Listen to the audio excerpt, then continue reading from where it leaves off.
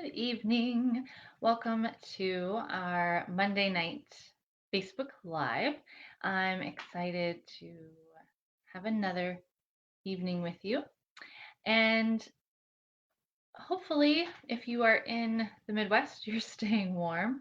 The weather does not look like it's going to be very friendly this week again. So we'll get through it, right? I have a little lemon ginger tea going on, even though my coffee cup says yoga pants and coffee, which are like my two favorite things. If I can stay home in my yoga pants and just drink coffee all day, I would be a happy camper. Let's be real. But somehow that doesn't happen as frequently as we would like, right? So I'm excited that you're all here. Hopefully, a few more of you will be coming on board here. And as you come on, just let me know what you're thinking. If you have thoughts this evening, or questions or worries or anything like that, let me know you're here. That I'm not just talking to myself.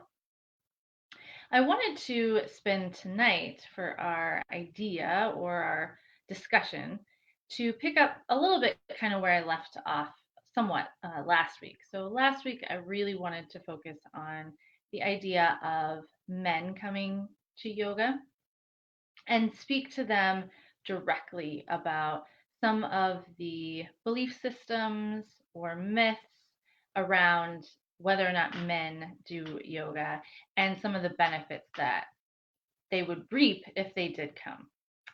But today I wanted to broaden it out a little bit and talk even more about why some people avoid coming, I think, to a yoga class or hesitate to start a yoga practice, even in studio or even online. And I think it's a big assumption of who is in the yoga class. And I know I fell into this stereotype as well, thinking that everybody who goes to yoga is skinny, fit, toned, super bendy and flexible, and that's why they're going to yoga, is because they already kind of have that look going on. All those people we see on Instagram, right, who look all fit and toned and all those things, that if we were to go to a yoga class, that's what is there. That everybody else on their mat looks like that. And so if you don't think you look like that, and let's be honest, none of us think we look like that. None of us think we are skinny, fit, toned, and super bendy, right? Like maybe one of you, I don't know. But for the most part, everybody I've ever really talked to does not have that view of themselves. And I I'll be honest, I have been to probably one or two yoga classes where that was kind of the case, where I was the least skinny, fit, toned, and super bendy person in the room. And so those classes maybe do exist. And so if you have been to one of those classes, I do not want to diminish that that could happen.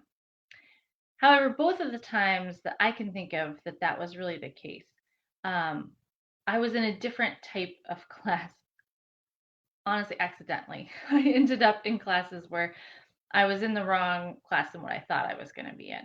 And they were more kind of intermediate, super hot kind of classes. Like heat was really turned up, and they were much further along in their yoga journey with the types of poses that they could do. So in those types of classes, you might run into people who are already further along on the yoga path, and so they are more fit, toned, and bendy. But for the most part, and especially in the classes that I teach, that is not the case.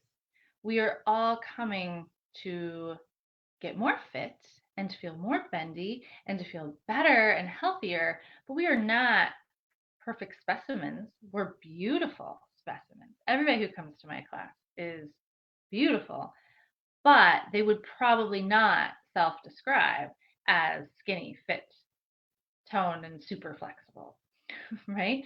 But they're coming to their practice as they are, and you are not at all required. You don't have to get in shape before you start a yoga practice, right? That yoga will get you in shape, but it's honestly, I don't really feel like that's the goal of yoga. Yoga stretches you out in all sorts of ways, right? In the body, in the mind, it just gives you that length and that clarity. And the side effects are that sometimes you'll become more flexible, you'll get more fit, more toned, you might lose some weight, but it's not a prerequisite. And if you're anything like me, it's really not the main drive as to why I continue to practice. And so if you are worried about that I'm, too big to start yoga or I'm too inflexible to start yoga, come to class, whether it's in studio or one of my online classes or my online beginners course. All of those are designed with all types of people in mind. And the goal is that you will find your practice, your variation if you need, your modification, what's going to feel right in a pose with your needs and your body. We're all anatomically a little bit different. And so our poses are going to look a little bit different. They're supposed to. That's normal.